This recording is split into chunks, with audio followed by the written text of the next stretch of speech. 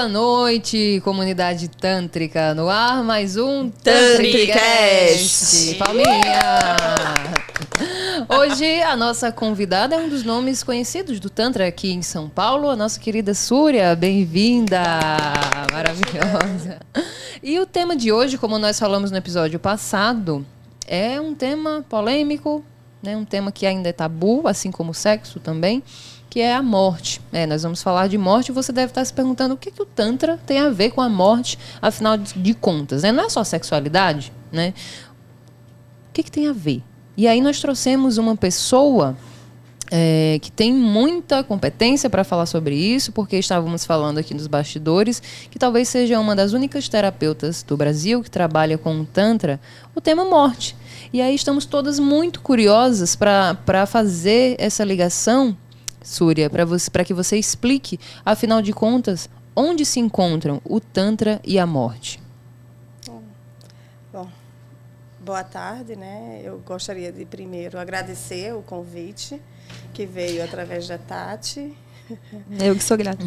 E esse convite, ele aconteceu, acredito eu, porque tivemos uma conversa no espaço sobre Tantra. Eu nem me lembro se eu falei sobre morte, na verdade, nesse dia. Falou. Mas, enfim, esse é um assunto, né, que tem muito a ver com o Tantra. Inclusive, o símbolo do Tantra é representado pelo símbolo da morte, né? Então, mas como eu acabei de falar aqui nos bastidores, falar sobre Tantra é quebrar o último tabu. O penúltimo é o sexo, né?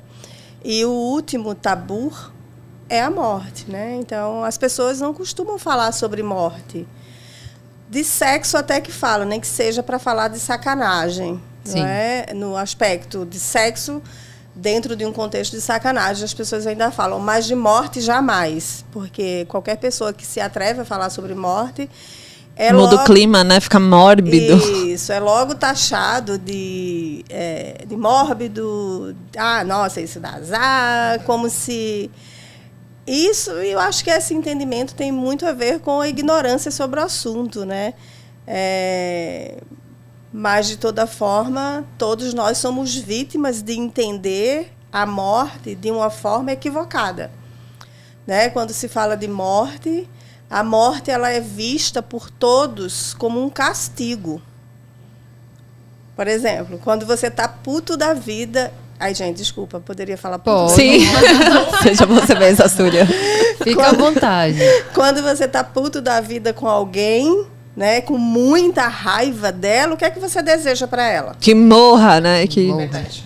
Tá? Verdade. Então, fomos todos educados, não é, a compreender que morte é algo ruim, né? É algo de castigo.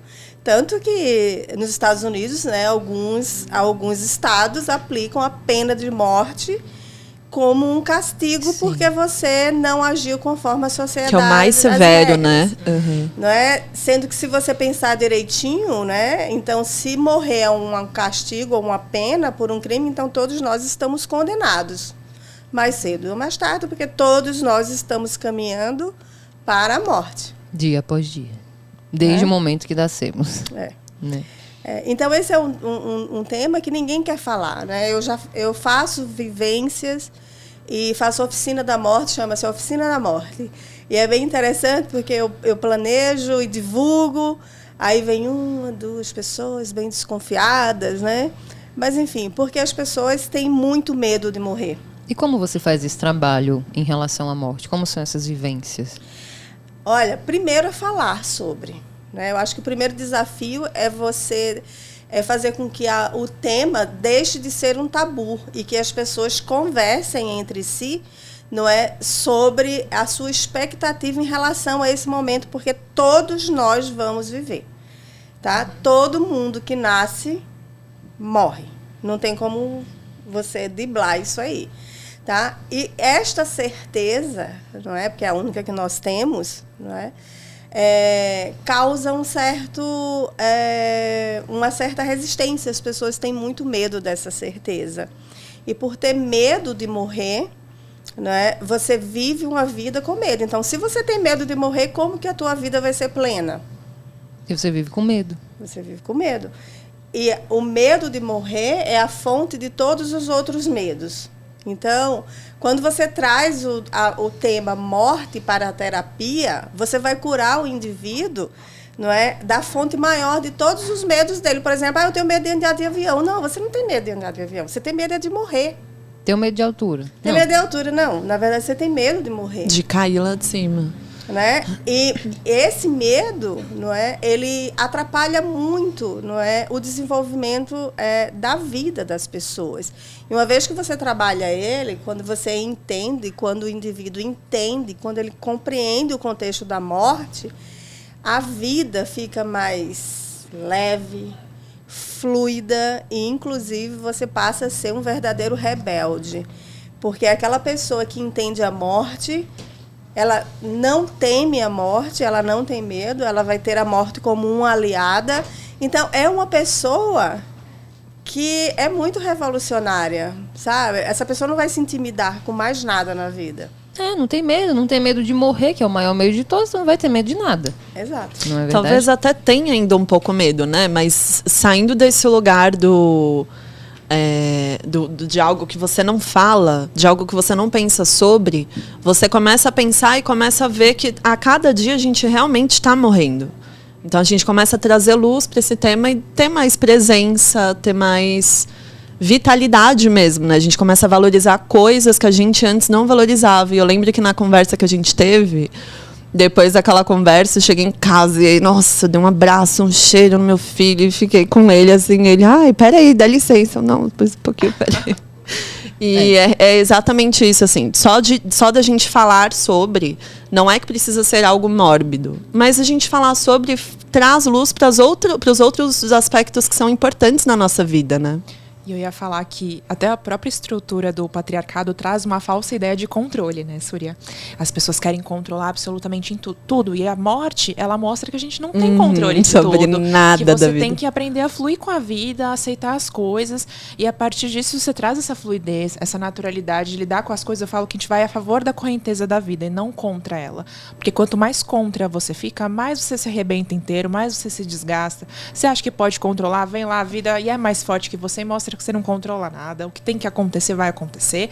Por mais que você esteja dando o seu melhor, vivendo as coisas da sua vida, tem circunstâncias que vão acontecer. Que né? são os ciclos, tá né? Os ciclos que nascem e morrem. Exato, todos você tá os nossos ciclos. na vida, vivendo, você tá na arena. E na arena as coisas acontecem para quem vive, para quem se expõe, para quem tá lá vulnerável. Então, são escolhas. Você pode viver uma subexistência, que eu falo que a pessoa já está morta, só esqueceram de enterrar. Exato. Muitas vezes, porque ela está subexistindo, ela não está vivendo. Ela não está sendo uma rebelde, ela não está vivendo com ousadia, com plenitude. Com a verdade dela. Com a verdade dela. Ela está lá só seguindo o script. Então, assim, não tem muita diferença. Dentro da caixa. Exatamente.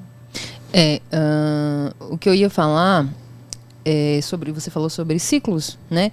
Tem uma carta do baralho cigano. Eu sou oraculista, jogo baralho cigano já há um tempo. E a carta de número 8, que é a carta do caixão, né? E quando essa carta aparece no jogo, a quem reação, vai morrer da minha família? Eu? O que aconteceu? A reação é sempre a mesma, né? De meu Deus, e essa carta aqui, pelo amor de Deus. Calma. O caixão, sim, representa a morte, mas não somente a morte do corpo físico. Na maioria das vezes, não é a morte física. Na maioria das vezes, está falando de encerramento de ciclos, né? E a morte é o encerramento do ciclo da vida material, da vida carnal. E pode ser o início de uma outra coisa, de uma outra vida, de uma outra realidade. Porque o corpo físico perece, sabemos disso, mas o que mantém esse corpo físico vivo durante anos, essa força, essa energia, esse movimento, né, essa inteligência que faz o nosso cabelo crescer quando a gente corta, que faz as unhas crescerem, que mantém essa máquina orgânica em movimento durante toda nessa vida, né? Que cria um corpinho. Exato, ali dentro. que mantém a gente vivo, né? Essa energia vital, ela não desaparece, porque a energia não desaparece, a energia se transforma. E se transforma em quê? Bom, aí cada um tem a sua crença. Mas o fato é que o corpo perece e essa energia não. Você pode chamar de alma, de espírito e tal. E outra coisa que eu acho que traz muito medo pra gente, como a gente vive numa sociedade muito baseada nas religiões cristãs, que pregam essa ideia de céu e inferno, E aí tudo que você vai fazer é pecado, e se você comete um pecado, você vai pro inferno, até comer carne de porco. Fica esse medo no nosso inconsciente. Bom, quando eu morrer, eu vou pro inferno. Fudeu. Exatamente. Sabe? Então você acaba tendo esse medo da morte mesmo. E se a gente tem medo da morte, como a Súria falou, a gente não consegue viver, tá o tempo todo com medo, né? Com E medo a indústria, ela é... Ai, amiga, te cortei. Não, só para concluir o que eu quero dizer. A morte, a vida só existe, só tem mistério, só tem beleza por causa da morte. Né? É por conta da morte que você falou, nossa, eu cheguei em casa, depois dessa conversa, quis abraçar meu filho, né? Porque, sei lá, vai que amanhã eu não tô aqui. Se você nunca morresse, né? Você não, sei lá, acho que a gente não teria tantos sonhos assim, tanta ambição, né? É a morte que dá sentido para a vida, porque ambas são iguais, uma só existe por causa da outra. Né? E é o que o sistema prega, né? O sistema faz com que a gente acredite que a gente não vai morrer. Porque a gente não valoriza de verdade as coisas que a gente realmente deveria valorizar, né? A gente não fica pensando muito sobre morte. Quando a gente pensa sobre morte, que é o jeito que o sistema coloca para nós desde a nossa infância, é no noticiário, é alguém sendo assassinado, alguém sendo, enfim, morto de formas muito trágicas. Então, acho que toda essa visão que a gente tem sobre a morte, ela tem que ser desconstruída dessa visão para ir para esse lado mais de realmente, caramba, a gente está morrendo agora. Tipo, então o que a gente tem que valorizar e priorizar na nossa vida, né? Até porque quantas pessoas fizeram várias revoluções profissionalmente falando, por exemplo, nas suas vidas e pessoalmente também, dentro da pandemia. Viram um monte de pessoas queridas, verdade, amadas, próximas, morrendo. E elas falam, nossa, é verdade, né? A morte existe. E aí elas falam, então eu não posso mais ficar brincando com a minha vida, com a minha felicidade. Eu não tenho tanto tempo assim. Eu posso, a qualquer momento, mudar, né? Completamente. Eu vou ter que deixar tudo isso aqui para trás. Então, é muito doido. É interessante essa dicotomia, né? De como a morte é a única certeza da vida e, ao mesmo tempo, ela tem essa capacidade de sempre nos surpreender. Eu perdi uma amiga muito querida há quase um ano para o câncer. Ela tinha 33 anos, a idade que eu tenho hoje. E foi muito rápido. E foi um choque absurdo na minha cabeça. Esse podcast está no ar hoje muito por conta da Jéssica, que me inspirou até no momento da sua morte. Né? Foi uma inspiração durante 23 anos e no momento da sua morte me inspirou também esse sentimento de eu preciso viver. Eu não estou vivendo, eu estou existindo. Então eu estou deixando a vida me levar. Não estou fazendo exatamente aquilo que eu quero, que me dá prazer e que me faz feliz. Então eu né, concluí, realizei que a morte, na verdade, é o que dá prazer à vida. Né? Porque esse susto, esse choque que eu levei me fez correr atrás dos meus sonhos. E um deles foi colocar esse podcast no ar. Um deles foi fazer uma parceria, uma sociedade com outras mulheres e está fazendo os meus projetos rodarem. Então, assim, esse ano foi de uma revolução absurda que me foi despertada interiormente por causa da morte. Então, a morte também tem a sua beleza, né? Se a gente for olhar dessa forma, Súria. O que você acha de tudo isso que a gente está falando aqui? Faz sentido o que a gente está dizendo ou a gente está viajando na maionese? A gente viaja longe, volta. Então, é porque a gente costuma olhar a morte muito superficialmente, né? E a gente costuma olhar a morte muito superficialmente. E quando a gente fala em terapia, a gente sempre pensa em autoconhecimento. Não pode existir um autoconhecimento se você não compreende o processo morrer, tá? Então, há 400 mil anos antes de Cristo, um homem chamado... deixa eu ver se eu me lembro o nome dele. Era um cientista grego. Bom, eu esqueci o nome dele agora, tá? Mas ele escreveu, não é, que tudo que existe no universo nunca sai daqui. Tá? Então, o que é?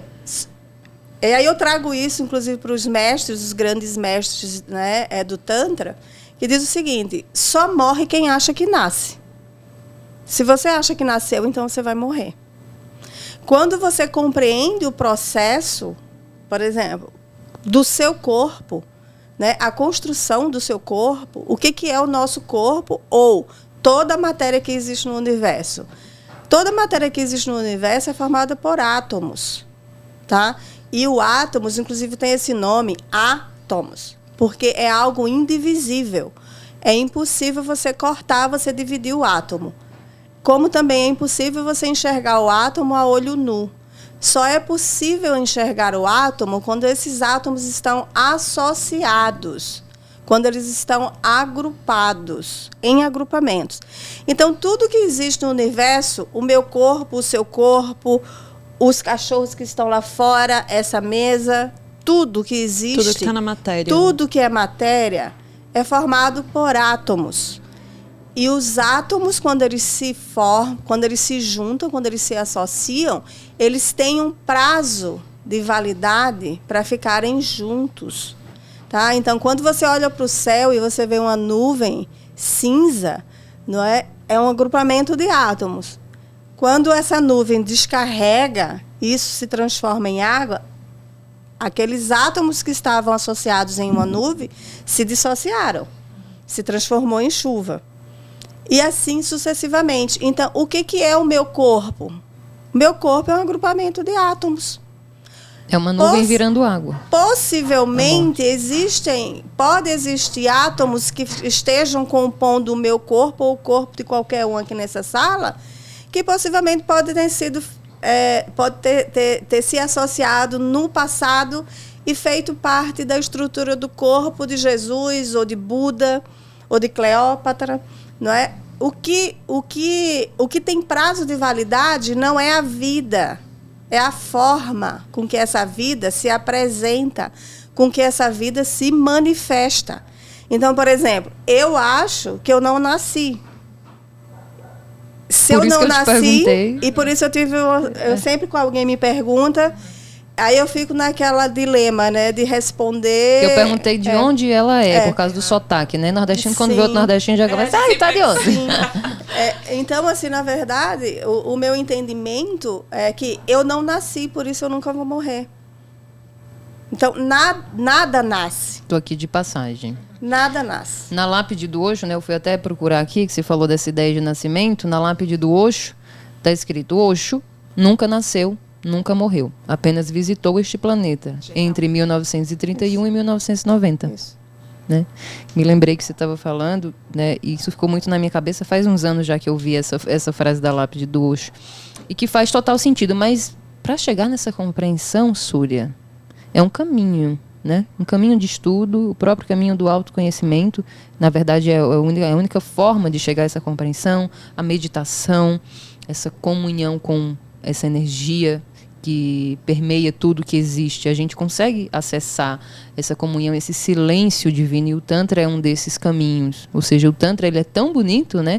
É como você falou, ele é muito mais sobre morte do que sobre sexo, só que o sexo vem de mais fácil, né? Sexualidade vem de mais fácil, mas está muito mais ligado a esse processo que eu vejo de transformação. Cada vez que a gente passa, como já estamos aqui, por processo de insights, né, de virada de chave na nossa mente, alguma coisa em nós morreu e outra nasceu, né, que dá esse impulso da gente ir para frente, de caminhar. É muito bom esse papo que a gente está tendo, porque não se vê realmente falando muito sobre morte dessa forma, né? Com esse olhar, com essa delicadeza. Morte não é só tragédia. Eu trabalhei muitos anos como repórter e eu fiquei muito traumatizada com essa coisa da morte, assim, porque eu cobria muito acidente, incêndio, homicídio, feminicídio, criança morta. Gente, eu vi muita desgraça, assim, nesse sentido mesmo. Então, me traumatizou. Me traumatizou demais esse tema de morte, e até hoje. Não vou dizer que lido bem com a morte, não. Né? Eu acho que é a coisa que hoje eu mais preciso trabalhar em mim, essa questão da morte, principalmente depois da morte dessa minha amiga muito próxima, muito rápida, que me deu esse choque, assim. Eu preciso urgentemente trabalhar isso. Eu lembrei disso, amiga, que você está falando agora, que muitas vezes a gente vai ter uma visão mais profunda sobre tudo isso através das perdas. Porque enquanto aquilo não bate na tua porta, com pessoas próximas, com situações que, nossa, de pessoas que você amava, ou animais, né, que eu até perdi recentemente. Sim, também. Fiquei arrasada. Você tá seguindo muitas vezes no automático, né? Então, você vai ter essa visão mais profunda quando você realmente sente e você tem que lidar com aquela sensação do tipo, caramba, eu nunca mais vou ter contato de repente, com aquele avatar da pessoa tal, que eu acredito muito em tudo que você falou, achei muito genial essa visão de, eu não sou, eu estou nesse corpo agora, nessa configuração, mas nossa, a energia ela perpetua, né? E eu acredito também pela minha vertente da minha espiritualidade, que a vida de verdade nem aqui é, né? Mas enfim. E a gente tem que aprender a lidar muitas vezes com o vazio, com a dor, no momento que ela bate na nossa porta. Então, daí é que eu acho que as pessoas passam a entender esse conteúdo que é tão amplo, que é a espiritualidade, e saem das caixinhas da religião, né? Só, Súria, porque muitas vezes a religião, ela não cobre aquele vazio que fica, né? Quando a gente perde uma pessoa amada também. O que você acha? Somente para completar, lá atrás eu esqueci o nome, não é, do gênio, né, que escreveu sobre os átomos, é Demócritus. Então ele escreveu isso há 400 mil anos antes de Cristo. E quem quiser se aprofundar no assunto ou inclusive pegar o texto, existe um texto dele que está escrito pelo médico Dr. Fritz Kahn, que é um médico alemão, que escreveu o livro O Átomo. Tá? Então, eu costumo dizer que quem se propõe a trabalhar com sexualidade, não é, precisa se informar sobre biologia, precisa se informar sobre células. Eu não tenho como falar sobre orgasmo ou sobre vida se eu não me informo, não é, sobre biologia. Então, deixando aqui o nome do livro, inclusive esse livro é bem antigo, né? Eu consegui encontrar ele num sebo, mas eu acho que talvez encontre ainda algumas unidades por aí, e é bem interessante esse livro para a gente entender toda a composição do corpo. Com relação à sua fala, normalmente não é a morte que causa o sofrimento. Quando você sofreu, porque sua amiga trocou de forma, né? Normalmente, quando alguém falece, morre ou muda de forma, a gente sofre, mas se você observar e se você tiver uma consciência mesmo de que você precisa desenvolver o autoconhecimento, e se você investigar, você vai chegar à conclusão que não é pelo outro que nós choramos.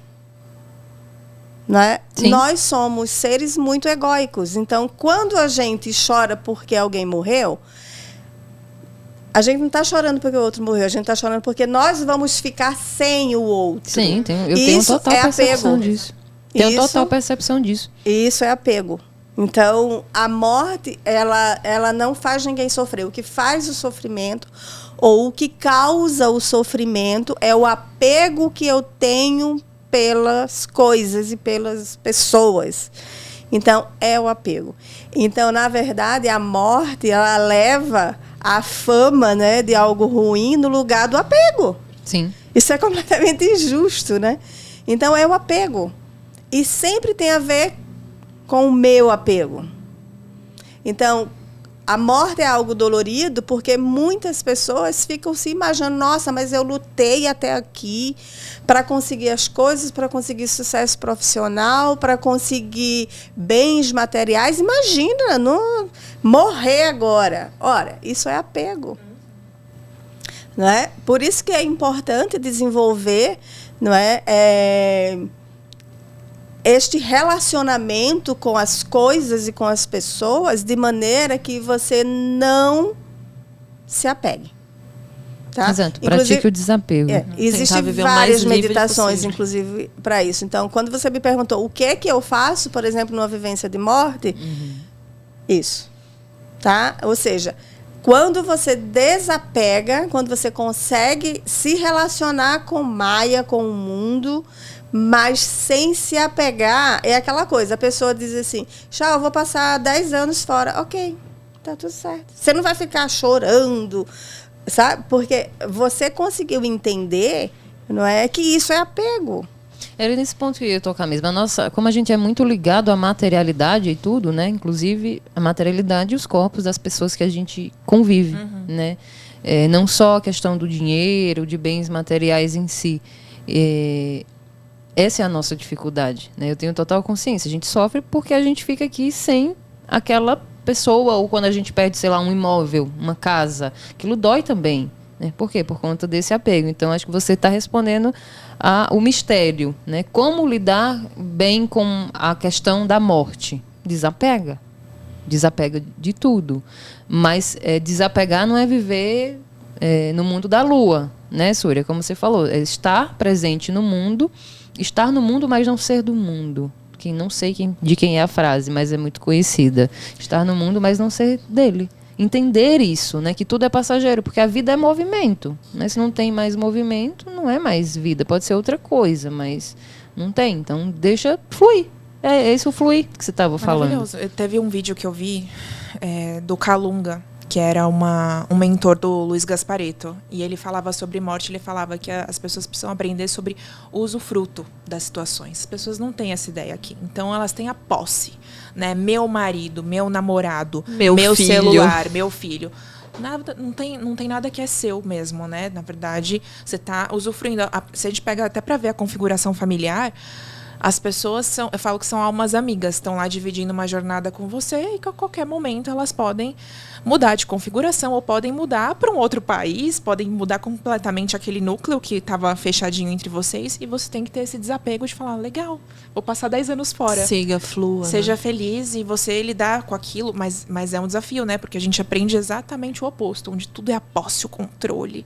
Ciúmes. O ciúme. Eu lembrei na hora do o ciúme apego, também. Exato. Acho que é o nível mais extremo. E quando você tem essa coisa, eu tô usufruindo, então não importa quanto tempo isso vai durar, eu quero aproveitar com intensidade, com verdade, isso de agora. Porque esse momento não volta mais. Né? Nossa, a gente entendendo isso vai livrar de uma caralhada de coisa. Total. De manipulação, de joguinho, de absolutamente tudo. E as pessoas negam muito a questão do tempo, que é a coisa mais valiosa que a gente tem, né, Súria? Também. Da mesma forma que essa palavrinha apego não é sacana com a morte, essa palavrinha apego é sacana com um monte de outras coisas. Por exemplo, se você investigar, não é, e se você for a fundo, não é, no seu autoconhecimento, você pode ter uma certeza de que você não ama ninguém. Você só está apegado. Nossa, maravilhosa. Nossa. Porque o amor é incondicional e a gente condiciona absolutamente tudo. E daí a dificuldade que muitas pessoas têm de entrar no verdadeiro processo de investigação verdades de autoconhecimento, difíceis de ouvir. porque você pode simplesmente, não é, chegar no momento em que você vai dizer, eu não amo porra nenhuma. Aí vai entrar aquela coisa, que tipo de gente eu sou? Porque nós temos muito medo de não ser os bonzinhos, os emocionais, né, os empáticos. Nós temos uma preocupação muito grande de que as pessoas nos vejam dessa forma.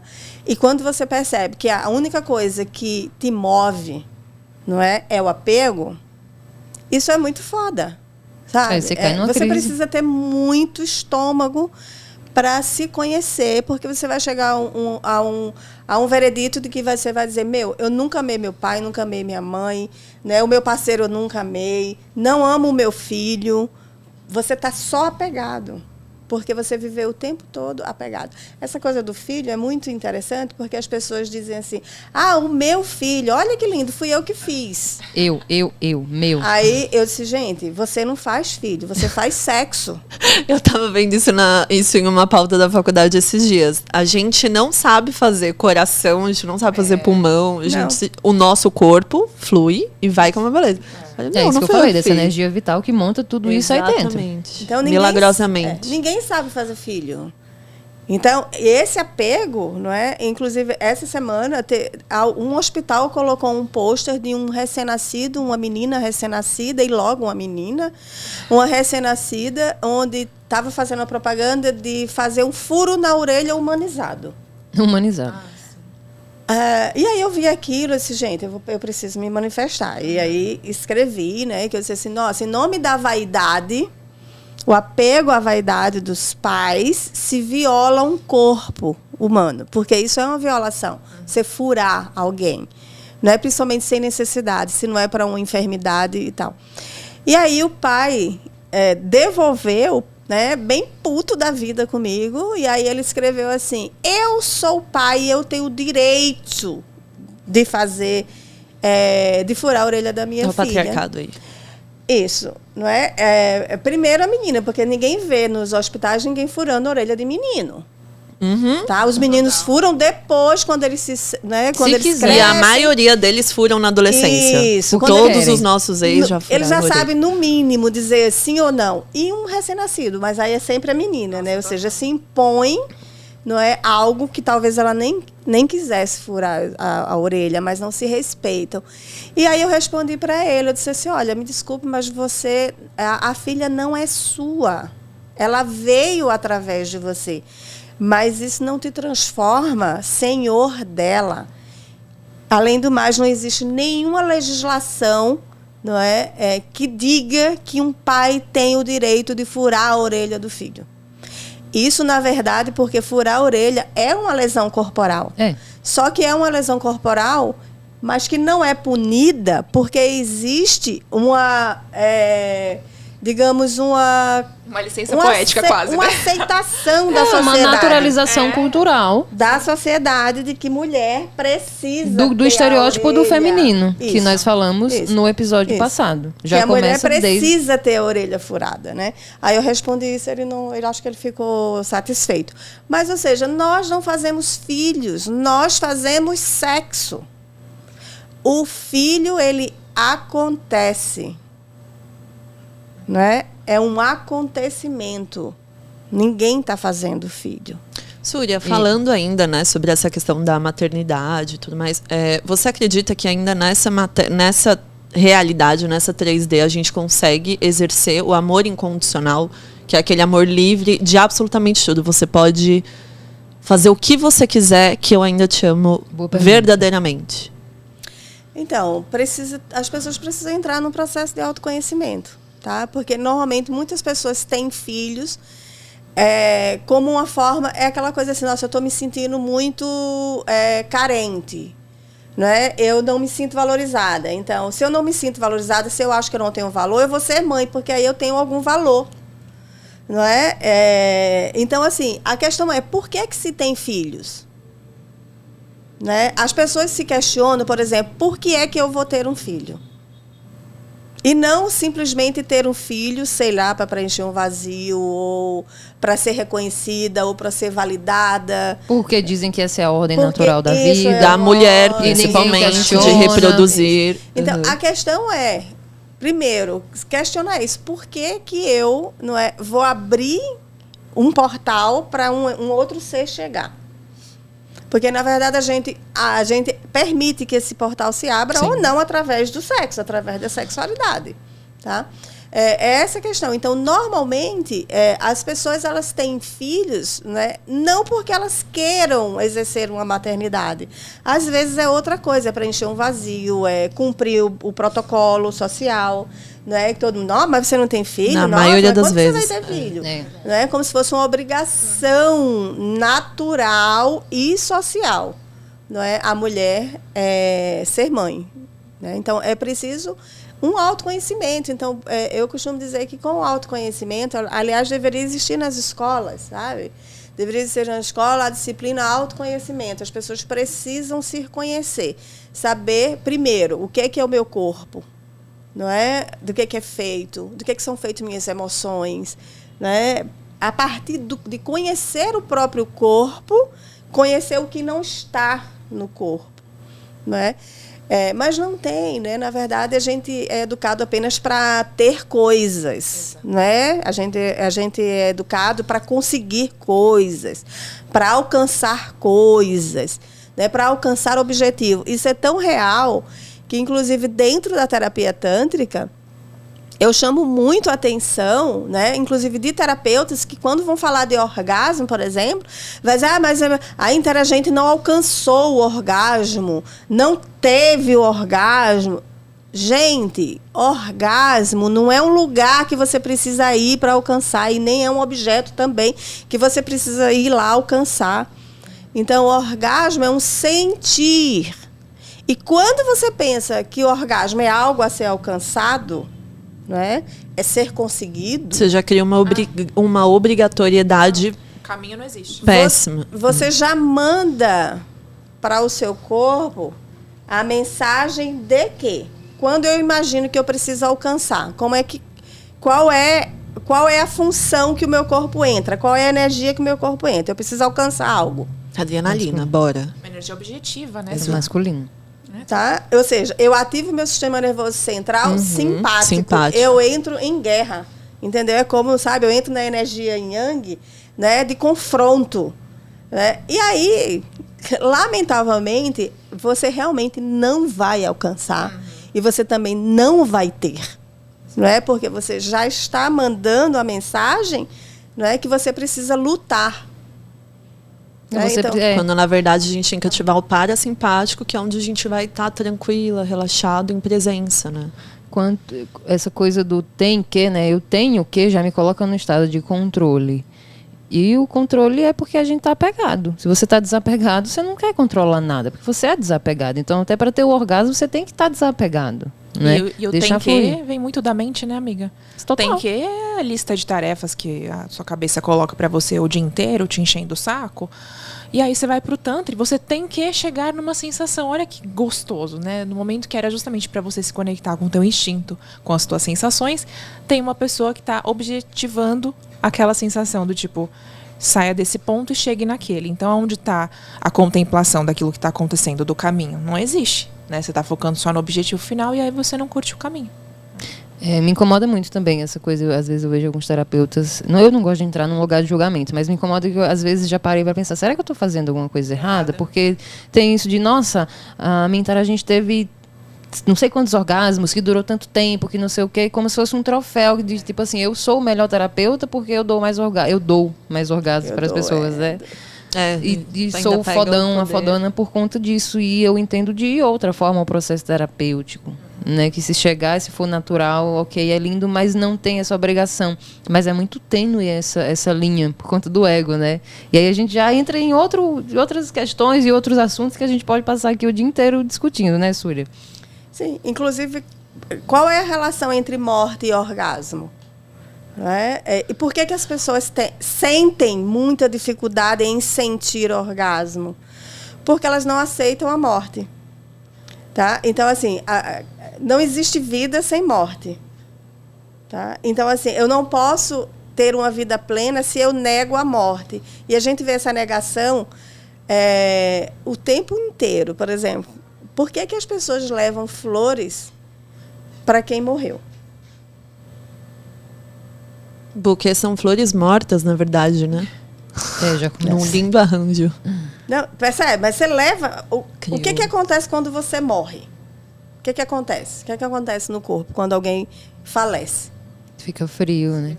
Fica rígido. A primeira coisa é que perde todos os sentidos. Tá? Aí entra o Tantra, né? O Tantra trabalha com os sentidos. Sim. Então, a primeira coisa é que quando alguém falece, perde todos os sentidos. Se você não ouve, você não vê, você não cheira, você não sente paladar, você não sente toque.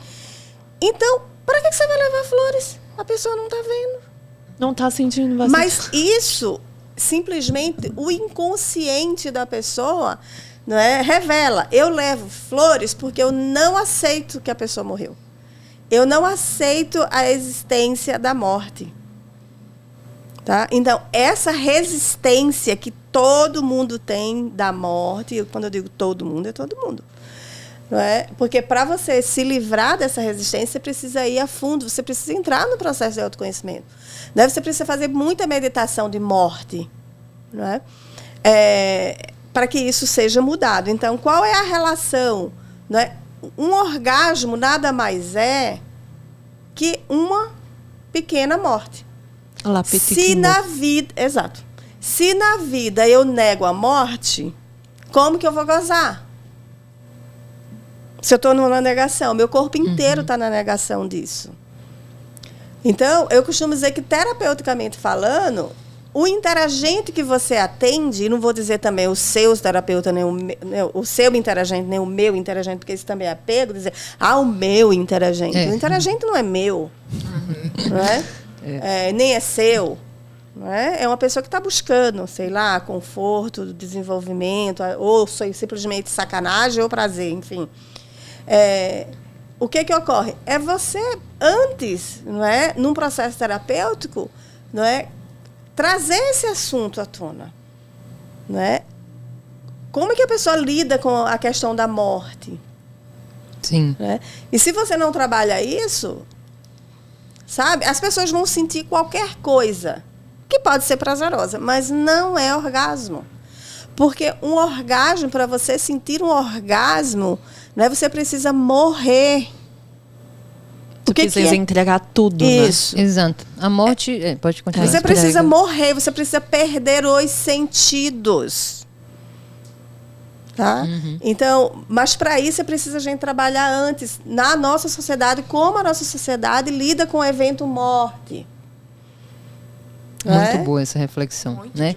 A morte tira a gente desse suposto controle, né, que a gente acha que tem sobre a vida, e no orgasmo também a gente perde o controle, tá aí essa ligação, né? E tem essa coisa também de que a vida ela começa no sexo e termina na morte. Exato.